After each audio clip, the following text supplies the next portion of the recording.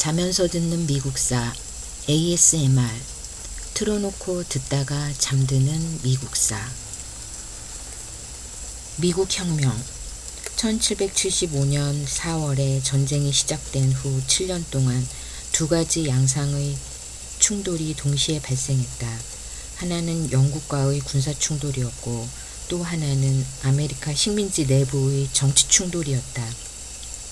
훗날의 전쟁 기준으로 보면 당시의 군사 충돌은 비교적 사소했다.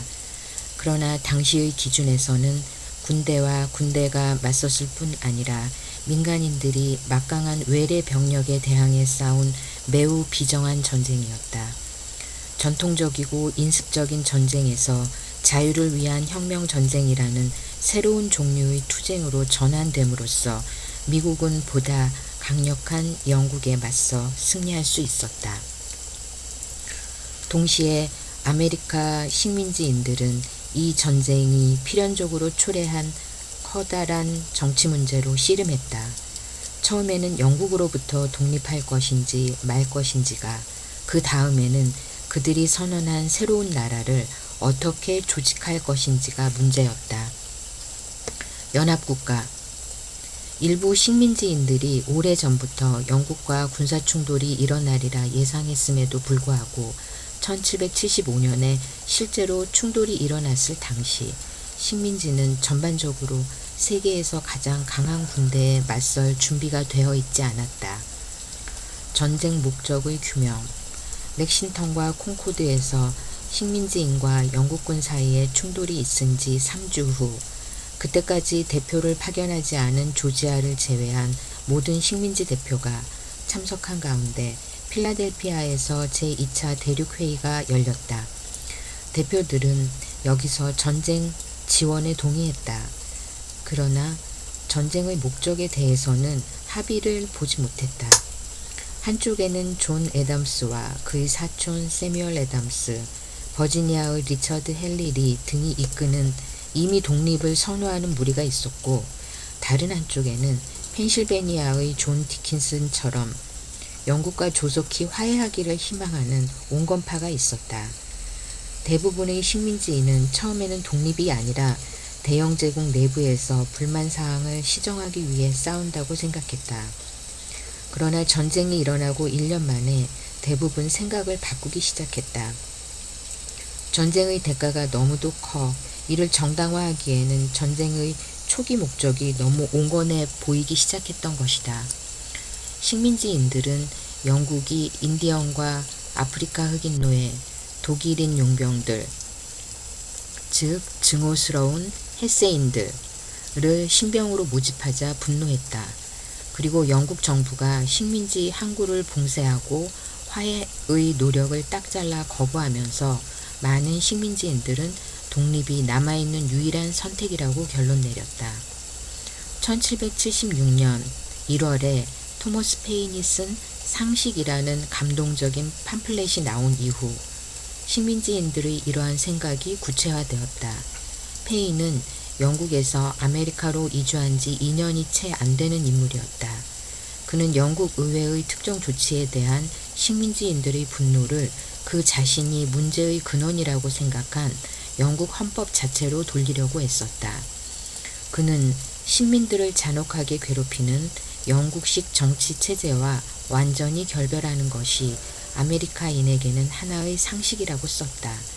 상식은 발행된 지 수개월 만에 10만 부 이상 팔려나갔고 1776년 초 독일에 대한 지지가 급속도로 확산되는 데 일조했다. 독립선언. 한편 필라델피아의 대륙회의는 영국과의 완전한 결별을 향해 움직이고 있었다.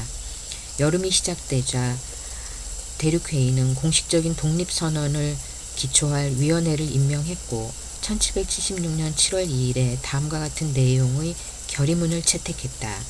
식민지 연합은 자유롭고 독립된 나라가 되어야 하며 또한 그렇게 될 권리가 있다. 영국 왕에 대한 모든 의무에서 벗어날 것이고 식민지 연합과 대영 제국이 맺고 있던 모든 정치적 관계는 완전히 해체될 것이며 그렇게 되어야 한다. 이틀 후 7월 4일에는 독립선언서 자체를 승인해 이틀 전에 식민지 대표들이 취했던 행동을 공식적으로 정당화했다. 독립선언서 이후 왕성한 정치적 변혁의 시기가 도래했다. 각각의 식민지가 주로 개편하기 시작했다. 1789년 헌법이 제정되고 중앙정부의 권한이 커질 때까지 주는 주권을 지닌 국가와도 같았다. 그리고 1781년에는 대부분의 주가 주헌법을 만들었으나 국가적 차원에서는 그 진행 과정이 불확실하다. 1777년 11월 대륙회의는 마침내 통합을 위한 안, 바로 연합헌장을 채택했다. 이 문서는 이미 운영되고 있는 약하고 권한이 분산된 체제를 재확인하는 것이었다. 버지니아 대표인 33세의 토머스 제퍼슨이 벤저민 프랭클린과 존 애덤스의 도움을 받아 독립선언서의 대부분을 기초했다. 이 선언서는 지난 몇 달 동안 최소한 90가지 다른 형태의 지역 독립선언서, 즉 해안 주변의 타운회의, 장인 및 무장 조직, 카운티 관리들, 법원 판사들, 자유의 아들들, 식민지 의회 등에서 선언한 여러 독립선언서를 통해 식민지 전역에 유포된 개념들이 표현되어 있었다. 제퍼슨은 이러한 여러 문서에서 많은 내용을 빌려왔던 것이다. 완성된 선언서는 두 부분으로 구성되었다. 첫 번째 부분은 친숙한 존 로크의 계약론을 재진술한 것이었다. 즉 정부는 제퍼슨이 말한 생명, 자유 그리고 행복 추구를 보장해 주기 위해 수립되었다는 대목이다. 두 번째 부분에는 왕의 죄목을 열거했다. 즉 왕은 영국 의회의 배후에서 식민지인들과 맺은 계약을 위반했고 그리하여 식민지인들에게 충성을 요구할 일체의 권리를 몰수당했다는 내용이다. 전쟁 동원, 전쟁 비용을 대는 일은 매우 힘들었다. 대륙회의는 권한이 없을 뿐 아니라 각각의 주도, 일반적으로 주민들에게 세금을 부과할 마음이 별로 없기 때문이었다. 대륙회의는 그 자체에 과세 권한이 없었고 각 주 정부에 돈을 요구해도 기대한 몫의 일부밖에는 받지 못했다. 대륙회의는 일반인들에게 돈을 빌리는 데에도 성공하지 못했는데 그것은 공채를 살 여유가 있는 사람들이 거의 없었기 때문이다. 결국에는 집회 발행 외에 다른 대안이 없었다. 대륙회의는 엄청난 양의 대륙 통용 지폐를 발행했고 각각의 주도 자체적으로 화폐를 발행했다. 그 결과 당연하게도 엄청난 인플레이션이 발생하자 대륙회의는 화폐가 실질적으로 아무런 쓸모가 없음을 알게 되었고 종국에는 다른 나라에서 돈을 빌려야 했다. 1775년 애국주의가 처음으로 고조된 이후 이주 소수의 사람들만이 군대에 자원했다. 각 주는 군인을 모집하기 위해 보조금을 지급하거나 필요한 인원을 강제로 징발해야 했다. 처음에는 각 주마다 민병대원들이 있었다. 그러나 대륙회의는 군대를 중앙에서 통제해야 할 필요성을 느끼고 조지 워싱턴 장군 휘하에 대륙군을 창설했다. 워싱턴은 이미 상당한 군사적 경험을 쌓았고 일찍부터 독립을 주창한 사람이었다. 그는 거의 모든 애국파의 존경과 신임을 받았다. 1775년 6월 워싱턴이 새 군대의 지휘봉을 잡았다. 그는 프랑스에서 온 라파에트 후작과 프러시아의 폰 슈테이벤 남작과 같은 외국 출신 군사 전문가들의 도움을 받아 세상에서 가장 막강한 군사력을 가진 나라에 대항해 그들을 이겨낼 힘을 길렀다. 이보다 더 중요한 점은 워싱턴의 끈기와 용기, 대의를 향한 헌신이 군대와 민간인들에게 단결할 수 있는 불변의 상징이 되었다는 사실이다. 미국 혁명의 기원에 관해서는 오래전부터 논쟁이 계속되어 왔는데 여기에는 의례 두 가지 유파의 해석이 있다. 하나는 혁명을 주로 정치적이고 사상적인 사건으로 보는 견해이며 다른 하나는 혁명을 사회적이고 경제적인 현상으로 보는 견해다. 혁명 세대는 이 갈등을 이상을 위한 투쟁으로 묘사했고 이러한 해석이 19세기 내내 우세했다.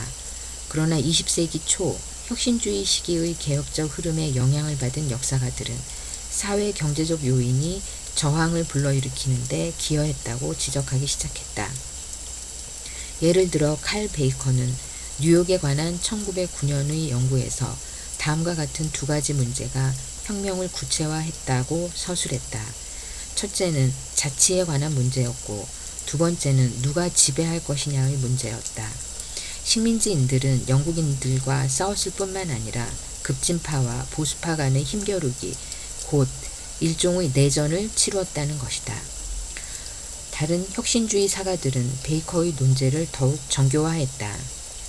프랭클린 제임스는 1926년에 쓴 글에서 여러 가지 경제적 욕망, 여러 가지 사회적 갈망이 정치투쟁으로 분출되었고 이 분출된 힘들로 인해 사회의 여러 분야가 심대하게 변화했다고 주장했다.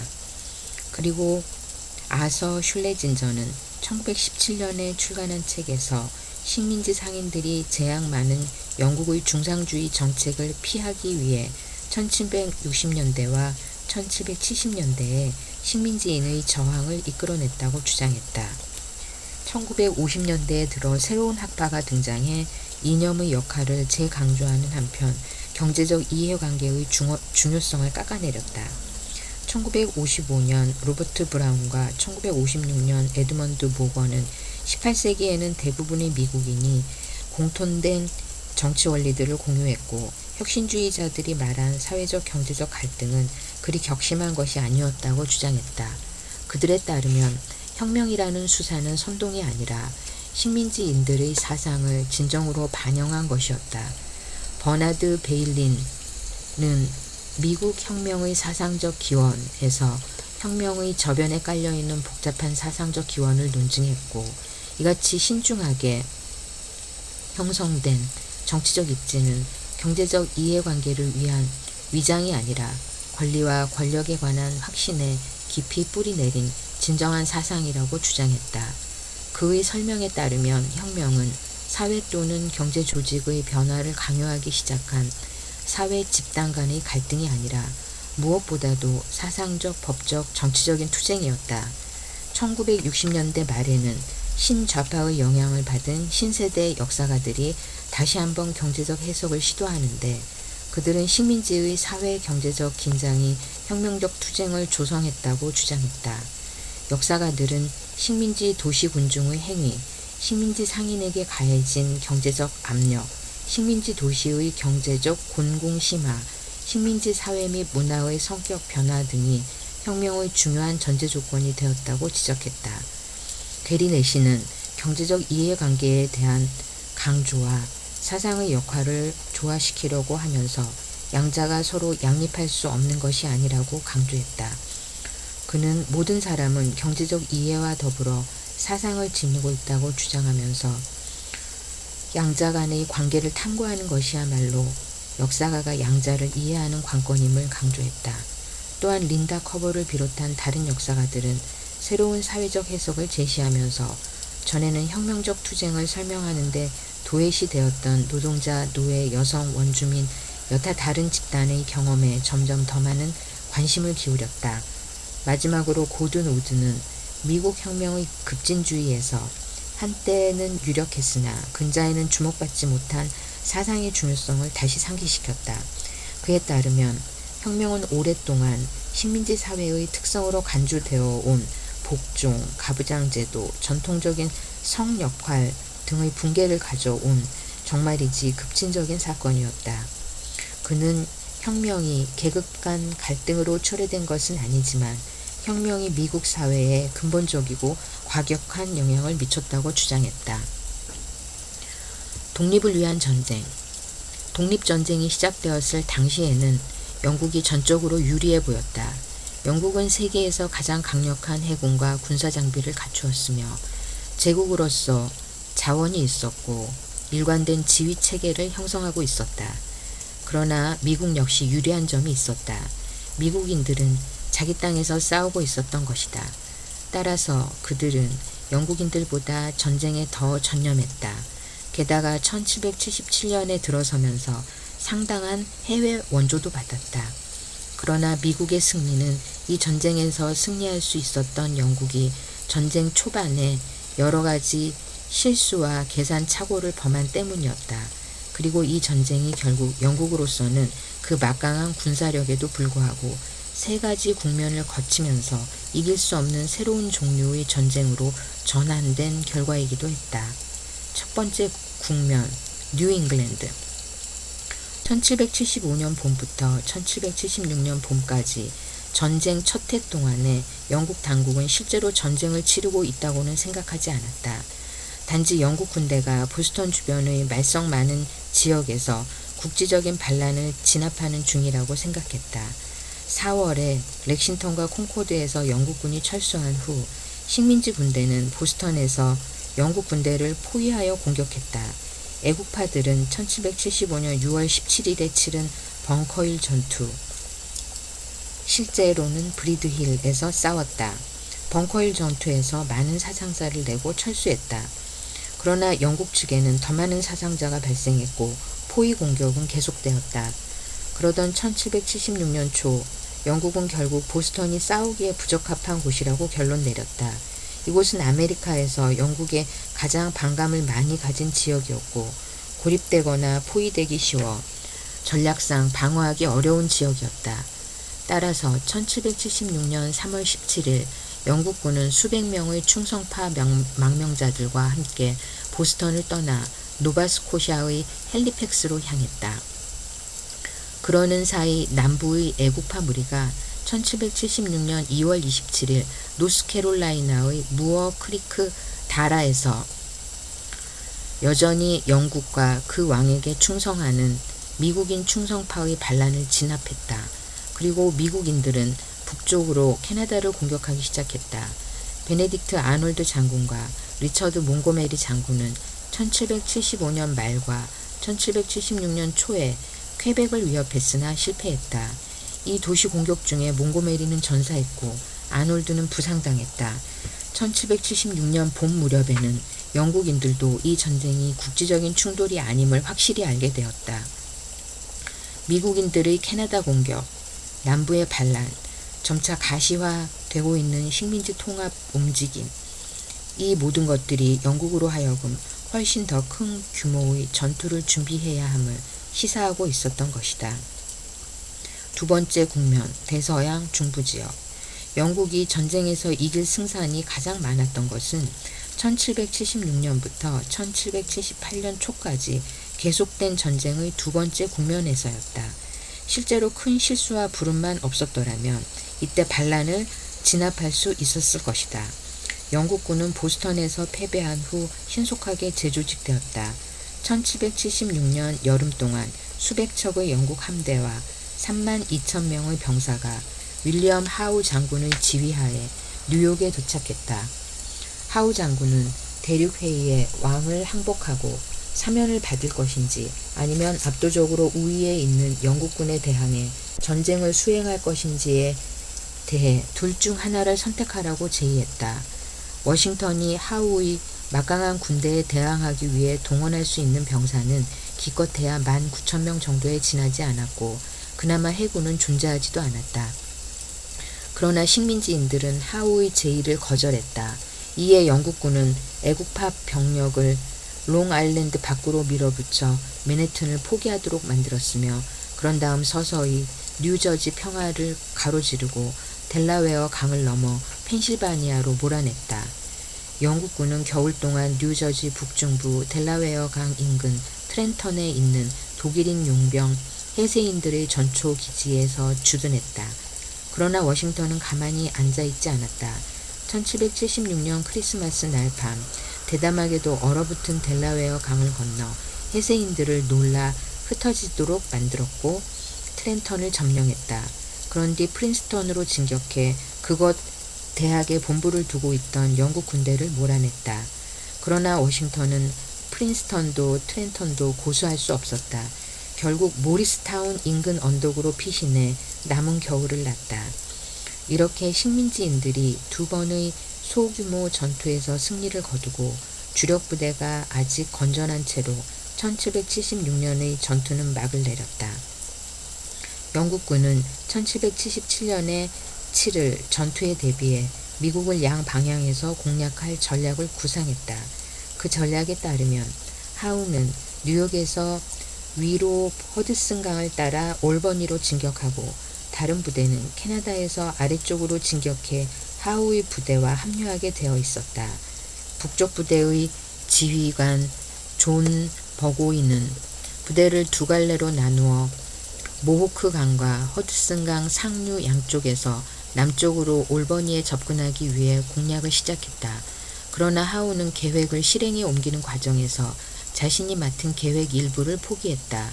버고인을 맞으러 북쪽으로 이동하는 대신 남쪽으로 내려가 필라델피아를 공격했다. 반란의 중심 도시를 포위하면 전쟁이 급속히 종결될 것이라고 기대했던 것이다. 필라델피아는 별 저항 없이 하우의 수중으로 떨어졌고 대륙 회의는 펜실베니아의 요크로 피신했다. 10월 4일 애국파가 필라델피아 바로 외곽에 있는 저먼타운에서 영국군을 공격했으나 실패했고 이후 워싱턴은 퍼지 계곡에서 남은 겨울 동안 주둔했다.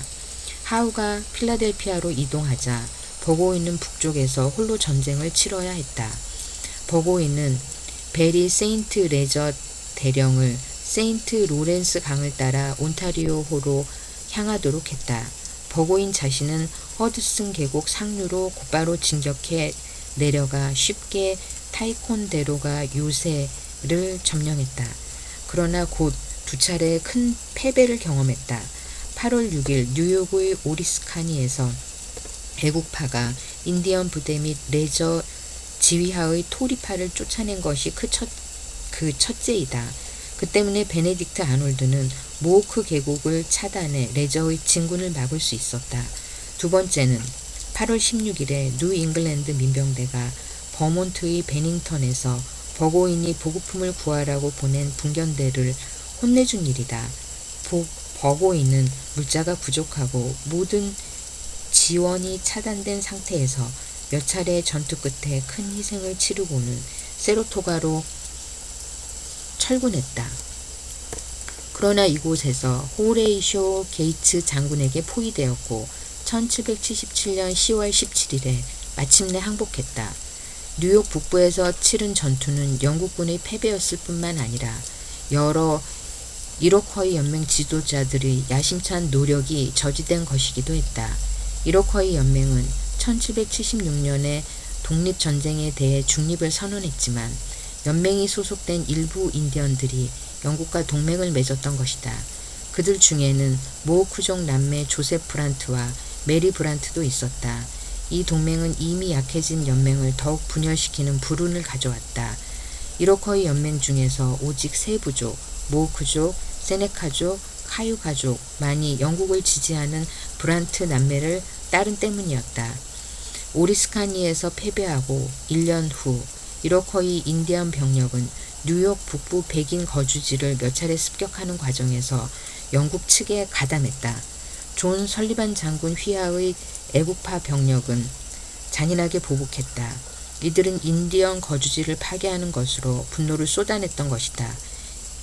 이에 이로쿼이 인디언 대부분이 북쪽 캐나다로 도망갔고 상당수는 다시는 돌아오지 않았다.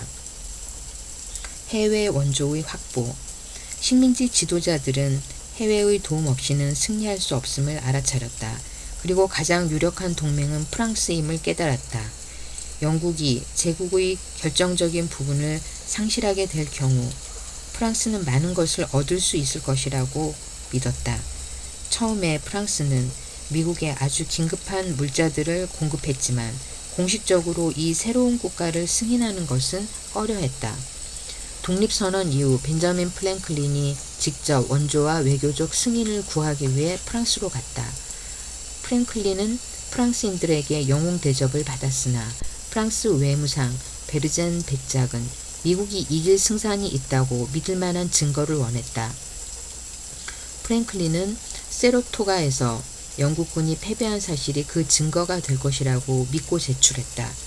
1777년 12월 초 세로토가 소식이 런던과 파리에 전해지자 충격을 받은 노스경은 또 다른 평화안을 제안했다. 식민지인이 전쟁을 그만두기만 한다면 제국 내에서 아메리카 식민지인에게 완전한 자치를 허용하겠다는 내용이었다. 베르제는 미국인이 이 제의를 받아들여 프랑스가 영국을 약화시킬 기회를 잃어버리지나 않을까 걱정했다. 1778년 2월 6일 베르제는 프랭클린의 격려에 힘입어 미국을 공식적으로 주권국가로 인정하고 미국에 대한 군사 원조를 확대할 것을 약속했다. 프랑스의 결정에 따라 이 전쟁은 국제전으로 확대되었다. 그 후 수년 동안 프랑스와 스페인, 네덜란드가 영국에 맞섰다. 따라서 영국은 미국과의 전쟁에 총력을 기울일 수가 없었다. 프랑스는 미국에게 가장 중요한 동맹국이었다. 프랑스는 신생국에게 돈과 군수품을 조달해 주었고 이 혁명전쟁의 마지막 국면에서 승리를 위해 절대 없어서는 안 될 해군과 원정군을 제공했다. 마지막 국면, 남부. 세라토가에서의 승리와 프랑스의 개입으로 전쟁의 국면이 전환되었다. 영국은 식민지 군대에 대항해 전면전을 치르기보다는 이제 식민지인들 가운데 아직도 영국 왕에게 충성을 바치는 사람들의 지지를 얻어내려고 애썼다. 충성파 정서가 강한 지역인데다가 노예들의 합류를 기대하며 영국은 남부로 관심을 돌렸다. 그런데 새 전략은 비참하게 실패했다. 영국군은 1778년부터 1781년까지 3년 동안 남부를 가로지르며 이동했다. 그러나 그들은 충성파 정서를 과대평가했고 그곳에서 부닥치게 될 병참 문제를 과소평가했다. 애국파 병력은 이 지역 전체를 마음대로 오가며 시민들과 어울렸기 때문에 영국인들은 적과 친구를 구분하기 어려웠다. 반면 영국인들은 적지에 투입된 군대가 겪을 수 있는 불리한 상황을 모두 다 겪었다. 바로 이 국면에서 전쟁은 혁명화되었다. 새로운 종류의 전투가 도입되었을 뿐만 아니라 이로 인해 많은 사람이 전쟁에 동원되어 정치화되었기 때문이다. 이전에는 고립되었던 지역으로까지 전쟁이 확대되면서 좋든 싫든 많은 민간인이 전쟁에 연루되었고 그에 따라 미국의 정치 기후도 어느 때보다도 뜨겁게 달구어졌다. 그리고 독립에 대한 지지가 사그러들기는커녕 오히려 더욱 커졌던 것이다. 북부의 전투는 교착 상태에 빠졌다. 1778년 5월 헨리 클린턴 경이 실패한 윌리엄 하우를 대신했고 하우의 부대를 필라델피아에서 뉴욕으로 후퇴시켰다. 영국군은 이곳에서 1년 이상 주둔했다. 그러는 동안 조지 로저스 클라크가 애국파 원정대를 이끌고 에팔레치아 산맥을 넘어 영국인들 및 인디언에게서 일리노이 지역의 여러 정착지를 탈환했다. 그러나 전면적으로 1778년 이후 북부에서는 비교적 군사적 충돌이 적었다. 그러나 심각한 배신 행위가 있었다. 1780년 가을 식민지 군대는 베네딕트 아놀드 장군 측의 배신이 드러나 커다란 충격을 받았던 것이다. 아놀드는 미국에 승산이 없다고 판단하고 영국 측 대리인들과 함께 허드슨 강가 웨스트 포인트에 있는 애국파 거점을 침공할 음모를 꾸몄다. 이 음모가 발각되어 실패하자 아놀드는 영국군 진영으로 도망가서 전쟁이 끝날 때까지 그곳에 머물렀다. 영국군은 이 기간에 상당히 중요한 승리를 거두었다. 1778년 12월 29일에 조지아의 서베너를 점령했으며 1780년 5월 12일에는 사우스캐롤라이나의 찰스턴 항구를 점령하고 내륙으로 진출했다. 그러나 영국군은 상투적인 재래식 전투에서는 이렇듯 승리할 수 있었지만 끊임없이 애국파 게릴라들의 공격에 시달렸다. 게릴라들은 토마스 썸터, 앤드류 피켄스, 늪지대의 여우로 소문난 프랜시스 마리온 등 지략이 뛰어난 싸움꾼들이 이끌고 있었다. 헨리 클린턴 경이 남부 주둔 영국군 지휘관으로 선택한 코널리스 경은 사우스캐롤라이나의 캔던으로 침투해 1780년 8월 16일 호레이쇼 게이츠 휘하의 애국파 군대를 섬멸했다. 대륙회의는 게이츠를 소환했고 그 대신 워싱턴으로 대체하면서 너더니얼 그린을 함께 보냈다. 그린은 당시 식민지 군대에서 가장 유능한 장교 가운데 한 사람이었다. 그린이 남부에 도착하기도 전에 전쟁의 형태는 이미 커널리스에게 등을 돌리고 있었다. 1780년 10월 7일 사우스캐롤라이나와 노스캐롤라이나 경계 부근에 있는 킹스산에서 일단의 애국파 소총병들이 숲속에서 뛰어나와 뉴욕과 사우스캐롤라이나에서 온 토리파를 습격했다. 여기서 1100명에 달하는 토리파가 모조리 죽거나 다치거나 포로로 잡혔는데 이들은 허니월리스의 지원군이었다. 전장에 도착한 그린은 전면적이고 통상적인 전투는 피하면서 식민지군을 기동력 있는 파견 부대로 나누어 허니월리스를 혼란시키고 그의 화를 돋웠다. 1781년 7월 17일 콘월리스는 카우펜스에서 한 파견 부대에 의해 아주 뜻밖의 심한 타격을 입었음을 인정했다. 지원병을 얻은 그린은 마침내 모든 군사력을 동원해 노스캐롤라이나의 길포드 코트하우스에서 영국군과 접전할 작전을 개시했다. 그린은 1781년 3월 15일 그곳에서 대격전을 벌인 후 전장에서 물러났지만 콘월리스는 이때 너무나 많은 병력을 잃어 캐롤라이나 지역에서는 전투를 포기하기로 결정했다.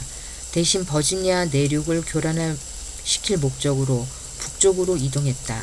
그러나 남부 병력이 무너질 것을 염려한 클린턴은 콘월리스에게 요크타운에서 방어 태세를 갖추라고 명했다. 이때 식민지군과 프랑스군이 갑작스럽게 요크타운으로 내려왔다. 워싱턴과 루싱보 백작은 버지니아에 있는 라파에트 후작과 합류하기 위해 프랑스 식민지 연합부대를 뉴욕에서 요크타운으로 행군시켰다. 한편 그라스 장군은 프랑스 함대의 지원부대를 이끌고 체사피크만 위쪽 요크강으로 향했다. 이런 연합작전으로 콘월리스는 바다와 육지 양쪽에서 포위되었다. 콘월리스는 몇 번 저항을 시도하다가 1781년 10월 17일에 항복했고 이틀 후에는 7,000명이 넘는 자신의 부대를 모두 넘겨주었다. 평화의 달성. 콘월리스가 패하자 영국 내에서는 계속적인 전쟁 수행에 대한 항의의 목소리들이 제기되었다. 노스경은 수상자리를 내놓았고 썰번경의 정치적 소용돌이 속에서 그 자리를 이어받았으며 영국 밀사들이 프랑스에 있는 아메리카 식민지 외교 대표들과 비공식적으로 접촉하기 위해 프랑스로 향했다. 벤저민 프랭클린, 존 애덤스, 존 제이 세 사람이 당시 프랑스 주재 주요 식민지의 외교 대표였다. 이 세 사람은 영국과 협상 시 프랑스와 협력하라는 지시를 받은 상태였다. 그러나 프랑스 외무상 베르제는 영국이 프랑스의 동맹국인 스페인에 지브롤터를 돌려주지 않는다면 영국과의 어떤 전쟁 협정에도 동의할 수 없다고 고집했다. 영국이 스페인에게 지브롤터를 즉시 반환하리라는 전망은 없었고 식민지인들은 프랑스와의 동행 때문에 전쟁을 끝내지 못할지도 모른다. 이런 두려움을 느끼기 시작했다. 그리하여 프랭클린과 제임스 세이는 베르젠에서 알리지 않고 자기들끼리 일을 진행시켰다. 이들은 영국과의 예비 조약을 기초했고 1782년 11월 30일에 이 조약에 서명했다. 한편 프랭클린은 베르젠을 능숙하게 회유해 프랑스 미국 동맹에 균열이 생기지 않도록 만들었다.